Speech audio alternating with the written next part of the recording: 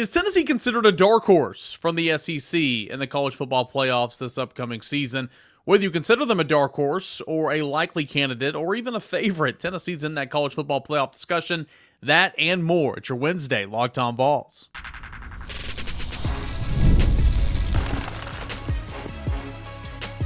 You are Locked On Vols, your daily podcast on the Tennessee Volunteers. Part of the Locked On Podcast Network, your team every day. Hey, good Wednesday, everybody. Welcome into it. This is Locked On Vols. I am your host, Eric Kane. Appreciate you guys for being here, making Locked On Vols your first listen, your first watch each and every single day. Couldn't do it without our friends over at Game Time, where you can download that Game Time app, create an account, put in the promo code Locked On College, and you're going to get $20 off your first purchase over on the Game Time app. Thanks so much for you everydayers making Locked On Vols your first listen, your first watch. You can find us completely free wherever you get your podcast. Don't forget to subscribe.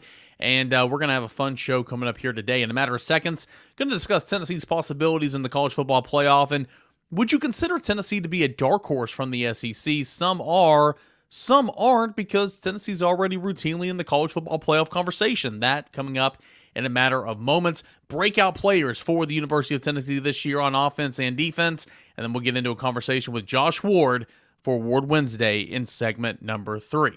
So one of the popular discussions, on the record, off the record, but going on around Dallas from the people that I spoke to last week from the SEC Media Days was the question of who would be dark horse contenders for the college football playoff in 2024. The conversation is fun because obviously the playoffs are expanded this year. You go from 4 slots to 12 slots. And yes, there were some, there's some caveats in there in terms of the conference champion has got to, get an automatic bid for the Power 4 and so on and so forth. There's got to be one group of 5 and all that. So it's not the true top 12 teams from, the college football playoff, or the top 12 teams from the AP poll at the end of, midway through November that are going to get the slots. There's some caveats in there, but the conversation is more intriguing now because there are more spots to fill. There was only a couple teams we could talk about as considered to be dark horse teams when there was only 4 slots, heading into the season, whereas you knew that, the SEC team that was kind of leader of the pack, which is typically Georgia right now. It's been Alabama in the past. They were going to take up one spot. You got a Michigan, Ohio State situation there from the Big Ten that would take up another spot. Maybe a team from the ACC and Clemson, Florida State, or maybe a team from the Big 12, such as Texas at one point in time, would be considered the heavy favorite heading into a normal season with a 4-team playoff. But now there's 12 spots, so the conversation certainly expands. And if you look at kind of how the media voted for those preseason all SEC, predicted order finish is what I'm trying to say. Here we go. If you're watching on YouTube right now, you can see kind of what we're looking at here. And it's the preseason poll with Georgia at 1, Texas at 2, Alabama at 3, Ole Miss at 4, LSU at 5, Missouri at 6, Tennessee at 7, Oklahoma at 8. With all due respect to teams 9 through 16 of Texas A&M, Auburn, Kentucky, Florida, South Carolina, Arkansas, Mississippi State, and Vanderbilt, those teams are not going to be college football playoff contenders. Those teams are not going to be in the conversation for the college football playoff this year. But the teams on the left side of Georgia at 1 all the way down to Oklahoma at 8 are getting some college football playoff buzz here early in the season. So I guess my question for you is, what would you consider to be a dark horse? What is your definition of a dark horse? So I think we can all agree that Georgia and Texas, when we're having this college football playoff conversation, entering the season at least, those 2 teams are in. Now, you still got to go play games, and you can't afford to, have a hiccup here or a hiccup there. I understand that, or a couple of hiccups, I guess, with the expanded college football playoffs now at 12 teams. A lot of the times you had one hiccup, you were done in the 4-team race. But if you're from the SEC and you're on the table, a lot of times that was good enough to still get you in. But nonetheless, still got to go play the games. But I think we can all agree that kind of entering the season, Georgia and Texas are kind of on that level all by themselves. So they could be in. Alabama, I think for the most part, is a tier down. But for the most part, it's still a very good roster. It gets a really, really good coach who was in the college football playoffs just last year to take over for a Hall of Famer, Nick Saban. And you have a Heisman Trophy-like quarterback in Jalen Milroe to kind of lead the charge. Still a really, really good roster. Anybody thinking that Alabama's going to fall off the face of the earth this year this quick is mistaken, in my opinion. So Alabama comes in there at number 3, and I think that they're very much in this conversation. But the point is, from 3 all the way down to 8, from Alabama, Ole Miss, LSU, Missouri, Tennessee, Oklahoma, you can kind of mix and match a lot of those in different ways. I would have Alabama at 3. I think Ole Miss is, I said this on the podcast the other day, I think Ole Miss is a little bit overhyped, but I'm not sure if I would be comfortable putting Tennessee 4th or Missouri 4th. I think Ole Miss is kind of in the right spot. You guys know I would have Missouri and Tennessee ahead of LSU, had LSU in 7th and Oklahoma in 8th. But would you consider Tennessee to be a quote-unquote dark horse team because Tennessee's already in this conversation for the college football playoffs as being a team that's going to be contending? Tennessee picked to finish 7th in the SEC this season. Would that be deep enough to be considered a dark horse? Or would it have to be a true dark horse from the other side of the bracket or from the other side of the standings, from teams 9 through 16, Texas A&M all the way down to Vanderbilt, that would be considered quote unquote a dark horse? I don't subscribe to that. I think that Missouri could be considered a dark horse. I think Tennessee could be considered a dark horse. I think Oklahoma could be considered a dark horse. LSU would be considered a dark horse as well. And even Ole Miss, who were preseason picked to finish 4th in the SEC. And we do believe, for the most part, that 4 teams from the SEC will be good enough to get into the college football playoff. 3 teams for sure. We do believe, since the strength of schedule and everything that comes with it being a team from the Southeastern Conference, 4 teams would be good enough to get in. But that's kind of where Ole Miss is right there, that number 4 team. Are they too highly ranked in the preseason to be considered a dark horse? It's all about how you interpret it. I mean, it's to the values in the beholder, right? I don't believe that Ole Miss is too high to be considered a dark horse. I think Tennessee certainly can be considered a dark horse, Missouri as well. Things going for Tennessee, you got a quarterback that you think's the real deal. Of course, you got to see how he plays week after week after week, but you got a quarterback that you believe in, and you saw where this offense was. You saw what this team was when it had the right guy at quarterback. It played at an elite level with Hendon Hooker. So if you can get that out of Nico Iamaleava, you're looking at double-digit wins and certainly a spot in the college football playoff, in my opinion. You also have an experienced offensive line coming back. You also have playmakers on the outside of wide receiver that need to prove it. I understand that. But you've got some playmakers that you feel good in, and you do bring back a guy that is not going to be thrown fresh into the fire at running back in Dylan Sampson. He's got plenty of experience to work with. So on the offensive end, you feel good about your pieces, albeit you get a quarterback, and if he is who we think he is, he's going to be the real deal, and Tennessee certainly will have that magic offensively to combine with that tempo to get back to playing at an elite level like you were in 2022. Defensively, you've got arguably the deepest and best defensive line in the country, led by what should be a top 10 pick next year in the NFL draft in James Pierce. You've got options, you got depth, and you got playmaking ability up front on the defensive line. You have a veteran experienced guy and some young guys, some youth at linebacker that got their toes wet last year that should be better for it, got bloody their nose a little bit. They got better for it last year. They're now a year older, a year more experienced, and a year, ready to kind of take that next step here as sophomores in Arion Carter and Jeremiah Thielander. And then the secondary, it's brand new. I don't think that the secondary is going to be better day one than the secondary was in 2023 and 2022. Now, ask me again week 5. Ask me again week 7. Ask me again at the end of the regular season, because I do believe that secondary that has a little bit more athletic playmaking ability, in my opinion, can be better as a unit than what we've seen from a group that's been experienced, a lot of veteran players that continue to get better and better and better each and every season. Stats don't lie. Go look at the stats. Sure, you can talk about the pass defense all you want under Tim Banks, but outside of the 2022 season, the pass defense has gotten better and better from where it was, beginning in 2021. So, I think that the secondary will gel with the Jamal McCoy and Ricky Gibson at cornerback. I think Andre Turrentine and Will Brooks and John Slaughter and Jacoby Thomas will certainly be able to hold their weight there at safety. I think Boot Carter is going to be pushing Jordan Thomas at the safety position.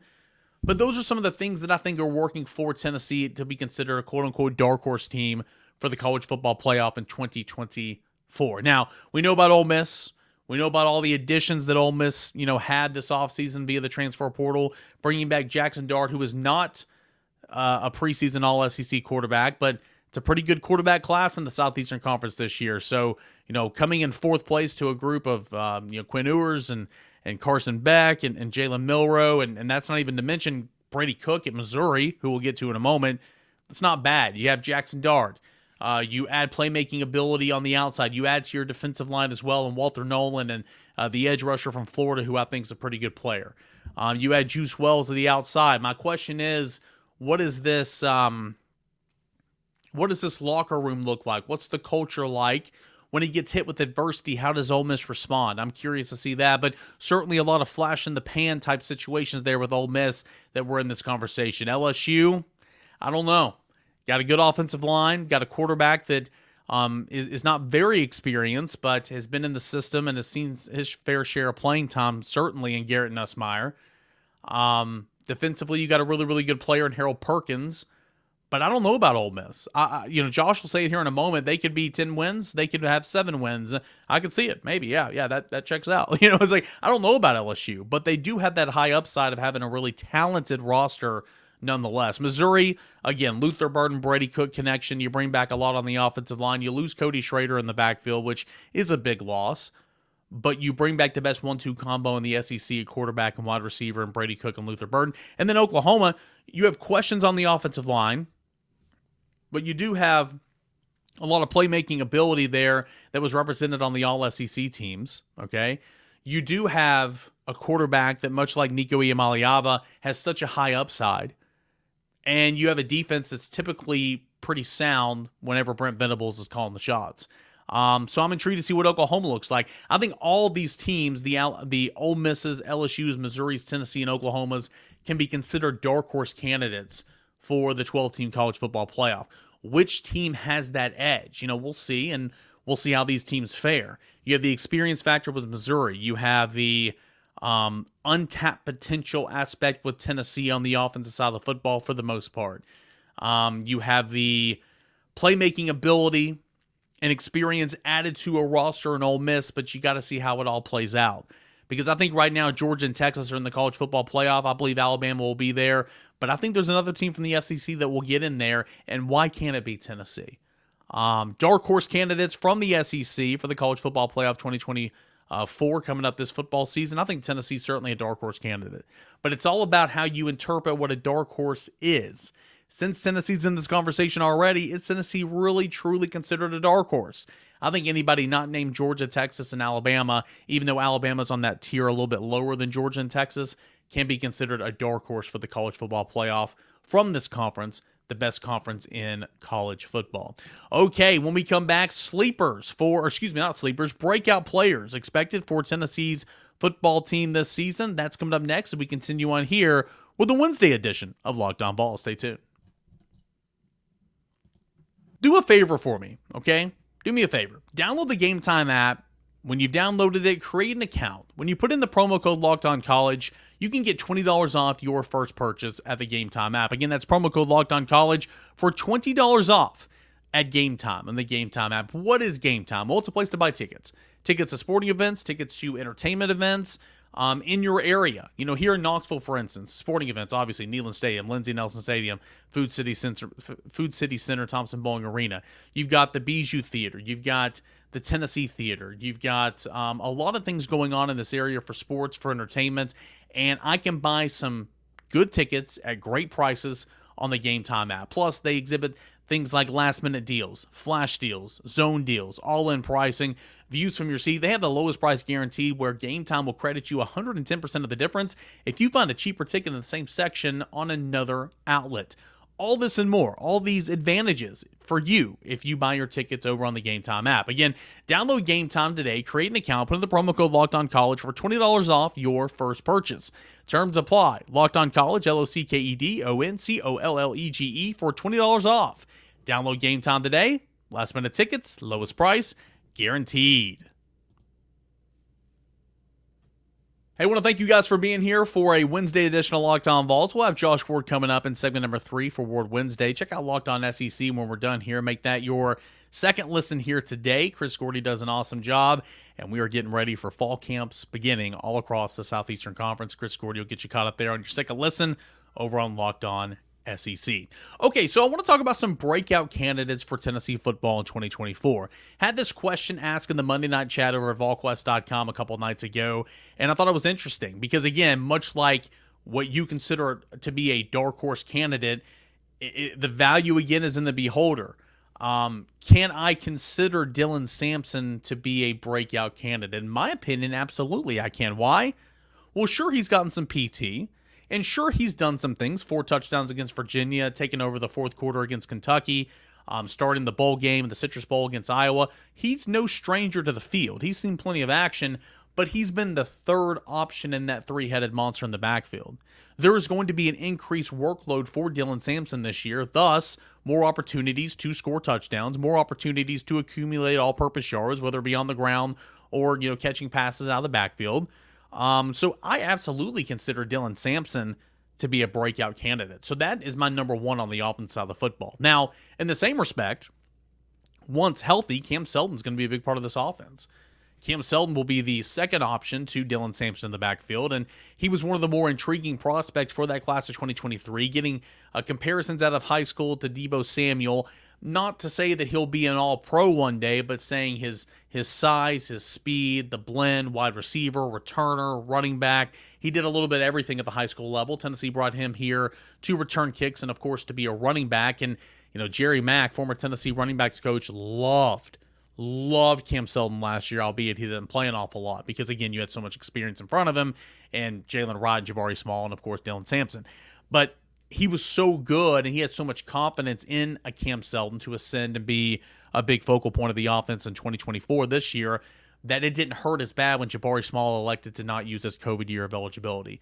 It did not hurt as bad when Jalen Wright decided to go ahead and forego another year of eligibility and go to the NFL draft. Because you felt good about Dylan Sampson and Cam Seldon. Cam Seldon's a wild card because I think nobody possesses his skill set in this offense. Again, the size of blend, the combination of size and speed, just blending really, really well together. The more he plays, the more refined he's going to get, in my opinion. So I would consider Cam Seldon to be a breakout candidate. Squirrel White's already been playing. Brew McCoy doesn't count for this, in my opinion. I think Chris Brazzell will certainly be a breakout candidate. I think that Dante Thornton, even though this will be his second year in the system, he was, for all intents and purposes, we've had this conversation many, many times, but for all intents and purposes, he was considered a bust last year out of the transfer portal, though he was turning it around when they were finally playing him in position out there on the outside. But I would consider Dante Thornton as a breakout candidate. Mike Matthews, freshman, former 5-star wide receiver, I would consider as a breakout candidate. My question is, and I'm sure you have the same question, how many receivers will Tennessee truly play this year if all's healthy?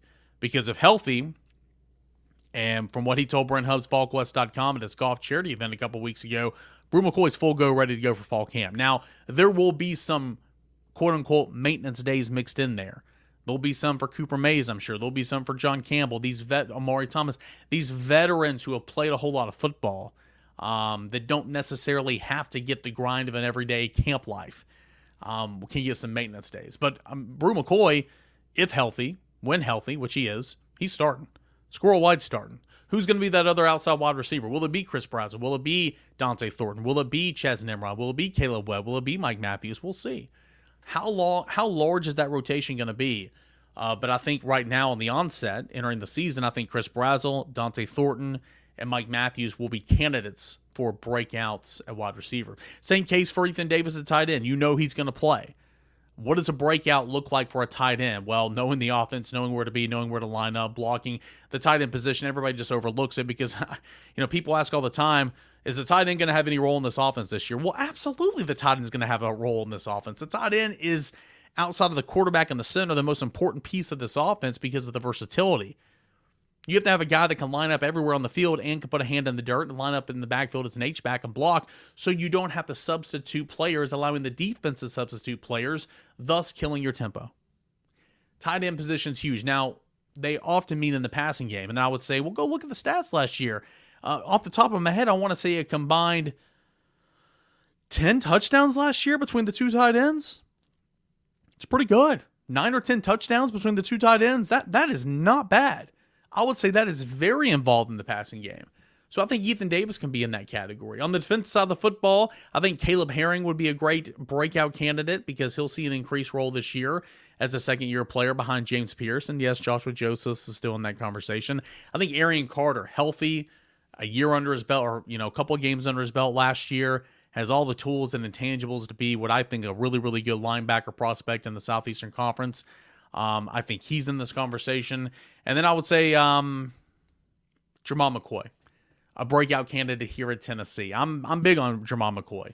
People ask me about the secondary. I think there was a question in the mailbag yesterday, if I had to bet the farm, if I had to bet the house, who would I say is going to be Tennessee's best defensive back? I'll say Jermon McCoy. I love his skill set. He's got a track background, has an offensive background as well. I love his skill set at cornerback, and I think he's going to be really, really good. So I threw out a lot of names for you, and I'm sure I missed some, and I would love if you guys would let me know at _Caner at Locked On Vols. Fill out the comment section here on the YouTube channel for this episode. Who else am I missing in terms of could be breakout candidates for Tennessee in 2024? But I think if I had to pick one on offense and one on defense, my one on offense would be Dylan Sampson, running back, because of the increased workload, and I think he's really good to begin with. And then my one on defense would be Arion Carter, because I think he's got all SEC linebacker potential. He just kind of needs to learn. He needs more reps. Right? He came in here and they wanted to add a lot of weight to him, and I thought he kind of slowed him down a little bit last year. But dropped a little bit. He's done everything he could in spring without being full ready to roll as he was recuperating from surgery. I like the makeup of Arion Carter, and I think that he's going to be a really, really good one this year. What say you? Breakout players for the University of Tennessee. I want to hear them at _Caner and at Locked On Vols. Hey, when we come back, Josh Ward's going to chime in for his Ward Wednesday segments right here on a Wednesday. Locked On Vols. Stay tuned.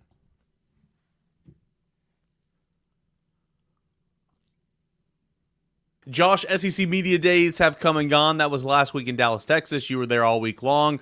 We spoke on Wednesday of last week, kind of got a firsthand account from Media Row, but now that it's literally all done now, any of the major takeaways, kind of what the vibe was for Tennessee at SEC Media Days last week?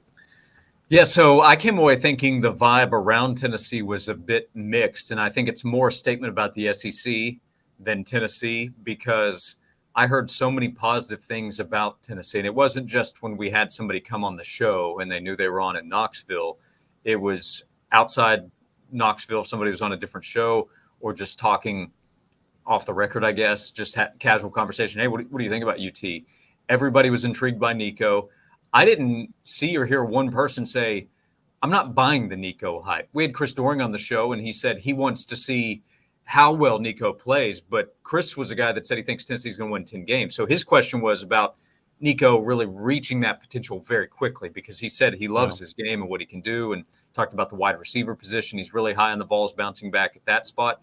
And again, he said 10-2. So the reason I'm saying that the opinions were kind of mixed, and I think it's a statement about the SEC, is Tennessee was picked to finish 7th in the conference.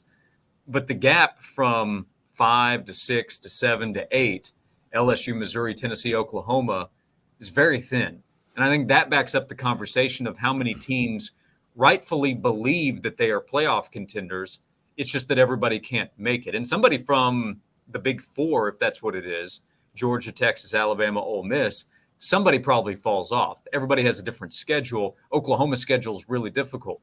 Tennessee's is more favorable. Like those teams that were picked ahead of Tennessee, the Vols don't play many of them. They don't see Ole Miss, LSU, or Missouri. They do see Oklahoma, so that game is huge. So I think a lot of people believe that Tennessee is going to be good. I think a lot of people believe that Josh Heupel's confidence that he expressed is genuine. It's just a matter of, can they win those key games? Oklahoma, Bama, Florida. Georgia's a different kind of ball game, but can they win enough of those games to be a playoff team? Yeah, I mean, I heard Josh Heupel say it several times when he was there, last Tuesday, and he said it with you guys on Josh and Swain, I'm pretty sure.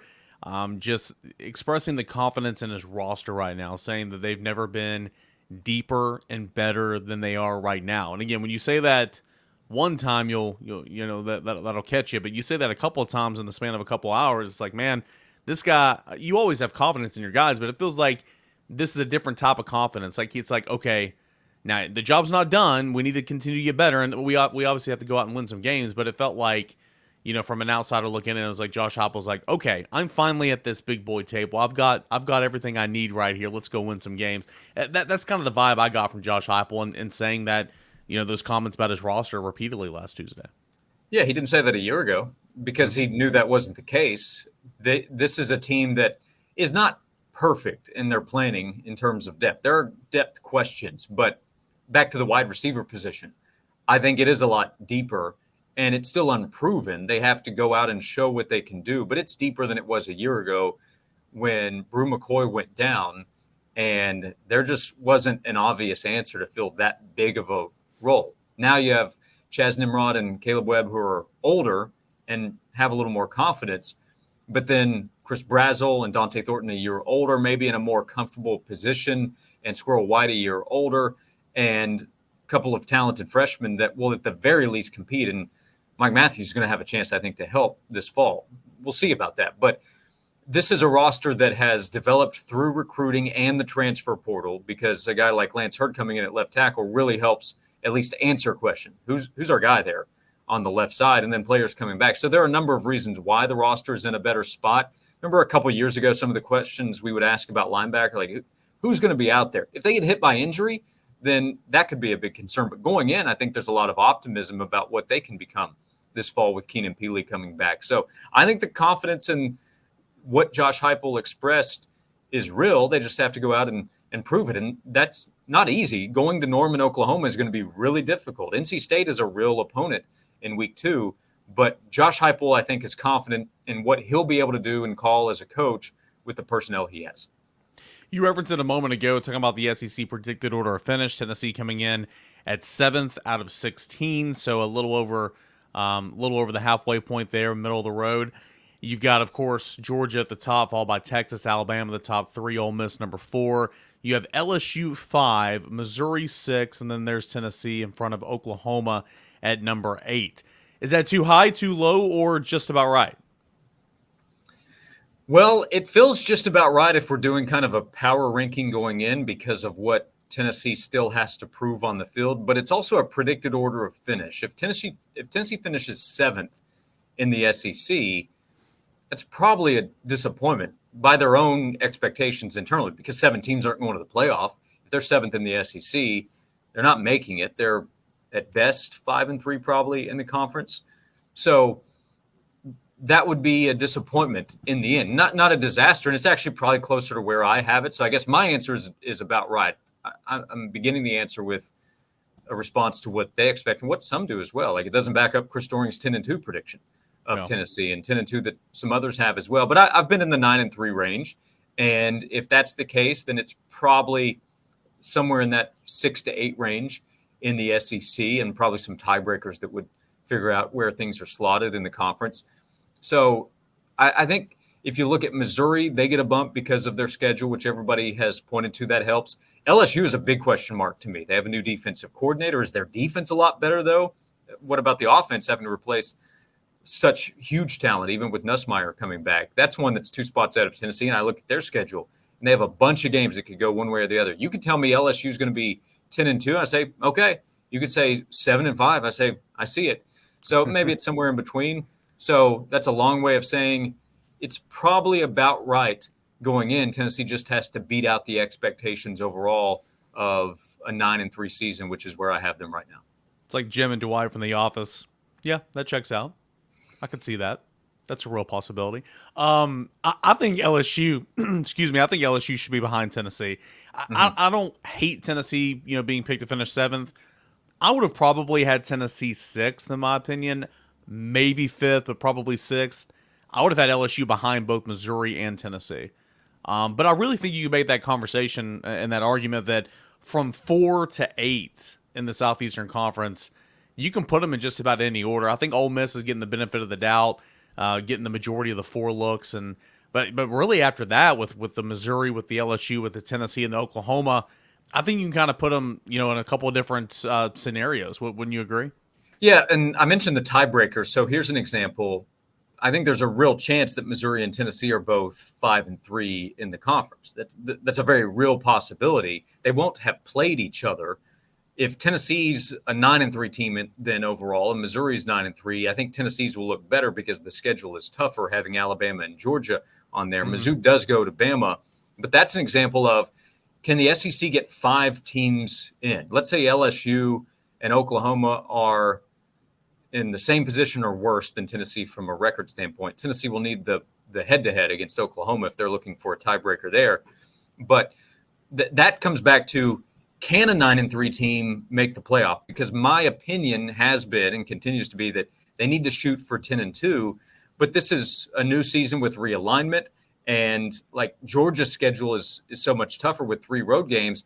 I think strength of schedule will still be factored in if we're comparing a 9-3 SEC team versus, let's say, 10-2 from the Big 12 or ACC, maybe even the Big 10. So that's why, like, Tennessee could be 5th or 6th with the same record as Missouri, and from a playoff standpoint, get the benefit of the doubt because of the schedule being tougher for the Vols. Now, if it's LSU that's sitting there with the same record, how competitive were you in those losses? That'll be a factor because I think LSU's schedule is tougher. So there's so many factors which makes the season fascinating with the realignment and everything that's taking place going into year one of a 12-team playoff. From a certain point of view, it's almost like you're going back to the BCS era, right? I mean, you want to win and you want to look good doing it, because you're right, there are going to be tiebreakers. Yeah. You want to have those head-to-heads because that's what ultimately matters, but you want to look good in these wins throughout the season for sure, because there's going to be debates and conversations and arguments each and every, late October, November, looking ahead to the playoffs. So that'll be interesting. Yep, potentially. One other thing I would add, I also brought up, you don't want to look bad in losses, because last year Tennessee looked bad in 4 losses. They got blown out by Missouri, blown out in the end by Alabama. The Florida game was ugly, and don't need to mention Georgia. So that also would factor in. If they go 9-3, but a couple of those games at least are not competitive by the end, that would probably knock Tennessee out. So how do you look in those 12 games in the wins, but also if you're going to be losing a few games, you need to be competitive in those games and show that you're worthy of a playoff spot too. Yeah. If you want to be a college football playoff team, if you're going to lose on the road at Alabama, you should probably not blow a double-digit lead and put up a goose egg in the second half, because that's certainly not gonna be probably a way to get it done. Yeah. Last thing out the door, James Pierce, Cooper Mays, first team All-SEC preseason nods expected. Nobody else, and keep in mind we do 3 preseason teams, so it's pretty difficult not to get on 3 preseason teams if you're one of these guys like Amari Thomas, Dylan Sampson, maybe some others. Your thoughts on no other volunteer being named? I know it's not a big deal, but just want to get your thoughts on that. I thought Amari might have a chance because he's been in the league so long. He's been at media days back-to-back years. So being and let's be honest with you, I hate to cut you off here, but you've been at SEC media days for years. You voted in that for years. Like, you get to that 3rd team, you're kind of like, okay, yeah. Oh, I know that guy. Name recognition. Boom. Let me put him on there. And that's Amari Thomas. That's what I was going to say, is that he was in front of the voters. So I thought he might get a chance. Omar Norman Lott, I think, has a case to be made. I thought that Dylan Sampson was the biggest snub if we're going to make one, because I also looked at who was chosen.